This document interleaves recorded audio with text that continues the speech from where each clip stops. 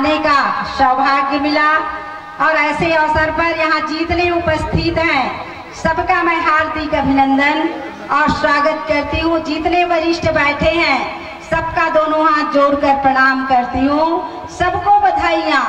माता कर्मा सबके जीवन में खुशी दे, सबके परिवार में बढ़ोतरी हो, यही शुभकामना के साथ आज मुझे इस बात की खुशी हो रही है कि हमारे नवनिर्वाचित पदाधिकारियों में उत्साह देखने को मिला है।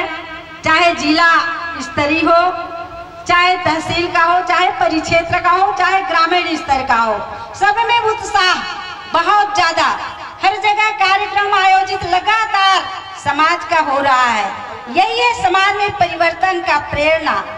आज हम परिवर्तन करने की ओर अग्रसर हैं। समाज में कोई प्रकार का अंधविश्वास, रूढ़िवादी न रहे, क्योंकि हम शिक्षा के युग में जी रहे हैं। तो हम शिक्षित समाज बनाने की ओर हर तरह का प्रयास करें। और आज ऐसे अवसर पर इस मंच में विराजमान है हमारे जिला साहू संघ के सम्मानित अध्यक्ष मेरे भाई सम्माननीय राजेश जी, साथ ही ऐसे अवसर पर उनके सहयोगी पदाधिकारी के रूप में न्याय प्रकोष्ठ के सम्माननीय हमारे भाई जेपी साहू जी, साथ ही उपस्थित युवा प्रकोष्ठ के भाई जितेंद्र जी और हमारे जिला साहू संघ के सम्माननीय उपाध्यक्ष पूर्व पदाधिकारी के रूप में आदरणीय राधिका हिरवानी जी, साथ ही उपस्थित हैं यहाँ पर तहसील साहू समाज के सम्मानित अध्यक्ष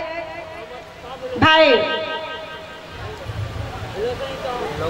लोकनाथ जी और उपस्थित हमारे तहसील साहू समाज के उपाध्यक्ष बहन दिव्या जी और सभी मंचस्थ हमारे सम्माननीय अतिथिगण, साथ ही दर्शक दीर्घा में बैठे सभी मेरे वरिष्ठगण, सभी मेरी माताएं बहनें, सभी मेरे युवा साथी, सबको बहुत बधाइयाँ, सबको शुभकामनाएं। क्योंकि आज हम भक्त माता कर्मा जिनके बारे में विशेष रूप से लिखित में दिया गया है कि माता कर्मा का तो उत्सव मना रहे हो, लेकिन माता कर्मा की जो जीवनी है जिसका हम लोग उत्साह मना रहे हैं और उन्हीं के बारे में हमें यहाँ पर कुछ सुनने को मिल जाए तो ये कार्यक्रम सार्थक हो जाएगी। ये निवेदन किया गया है। निश्चित तौर पर हम जिस आयोजन को जिनके नाम से करते हैं, हमारी जिम्मेदारी है, हमारा कर्तव्य है कि हम उस भक्त माता कर्मा जिसको कुल देवी के रूप में, आराध्य देवी के रूप में हमेशा हर साल पूजते हैं 1 माह तक। क्योंकि माता कर्मा का जन्म चैत्र का उस दिन तो जन्मदिन मनाते हैं, लेकिन सब अब समाज में यही जागरूकता, यही परिवर्तन आने के कारण सामाजिक पदाधिकारी के रूप में जो लोग पद पर आसीन हैं, सब अलग अलग जगह में स्थानीय स्तर पर, परिक्षेत्र स्तर पर, तहसील स्तर पर ये कार्यक्रम लगातार चल रही है। ये हमारी समाज की जागरूकता है, इस बात को हम स्वीकारते हैं। और माता कर्मा की प्रेरणा से ही हम सब लोग एक जगह ऐसे आयोजन के माध्यम से पंडाल के नीचे बैठकर माता कर्मा को याद करके मन में ये कामना करते हैं कि माता आप एक मातृशक्ति हो और आप में अद्भुत ऐसा आदर्श समाया हुआ था। इतिहास की पत्ता पलटकर जब हम लोग देखते हैं, पढ़ते हैं, तो बोध होता है कि हमारे समाज में ऐसी कुल देवी के रूप में माता कर्मा जन्म लेकर एक साधारण नारी के रूप में, कोई अलग नहीं थी। हम सब जो यहाँ बैठे हैं उन्हीं के अनुरूप माता कर्मा बनी हुई थी, ईश्वर बनाए थे उनको।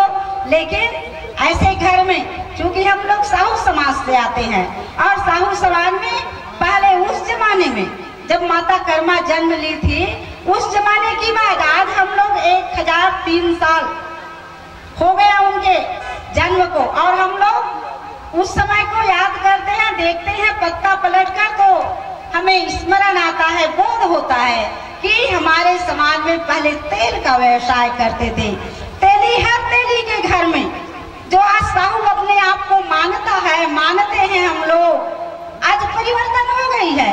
उस समय तेली गाते थे और हर लोग तेल का व्यवसाय, किसी के घर में ऐसा नहीं था कि तेल नहीं निकालते थे, हर घर में तेल निकाला जाता था। मुझे भी याद है बचपन, गांव में भी तेल निकालते थे, तिली का तेल, कोई भी तेल निकालने के लिए हम लोग जाते थे और वहां पर शुद्ध तेल निकलता था। लेकिन आज समय बदल गई और समय बदलने के साथ साथ सोच भी बदल गया। उस समय तेल का कीमत 50 पैसे, 1 रुपए था, लेकिन आज तेल का भाव देख रहे हो। जब तेली लोग तेल निकालते थे उस समय तेल का भाव बहुत कम था। उस जमाने की बात, जिस समय शिक्षा गौण थी, हम लोग तेल के व्यवसाय करते थे और तेल का ही व्यवसाय करके अपने जीवन यापन करते थे।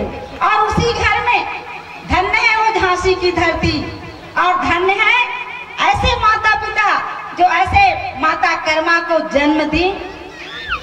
चौथापन में, चौथापन, बुढ़ापा जब आया, बार बार याचना करने से, प्रभु आपने तो मुझे सब कुछ दिया है, लेकिन मेरे घर एक चीज का अभाव मुझे हमेशा खटकता है, नींद नहीं आती।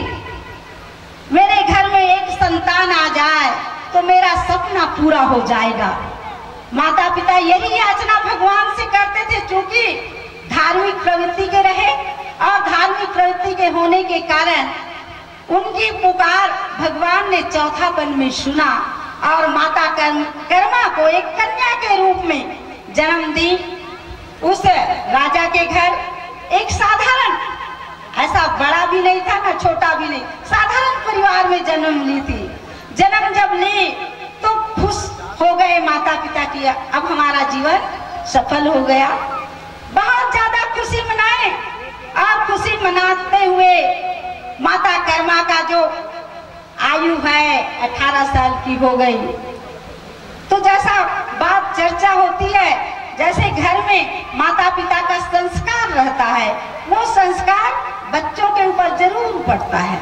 एक कटु सत्य है, माता पिता पूजा पाठ करते थे, वही पूजा पाठ की आदतन माता कर्मा को भी हो गई थी। 18 साल की हो गई, माता पिता को ये सोचने का समय आ गया कि मेरी बेटी अब योग्य हो गई, शादी करने योग्य हो गई, अच्छा सा घर परिवार मिल जाए, अच्छा सा दामाद मिल जाए तो मैं अपनी बेटी का ब्याह कर दूं।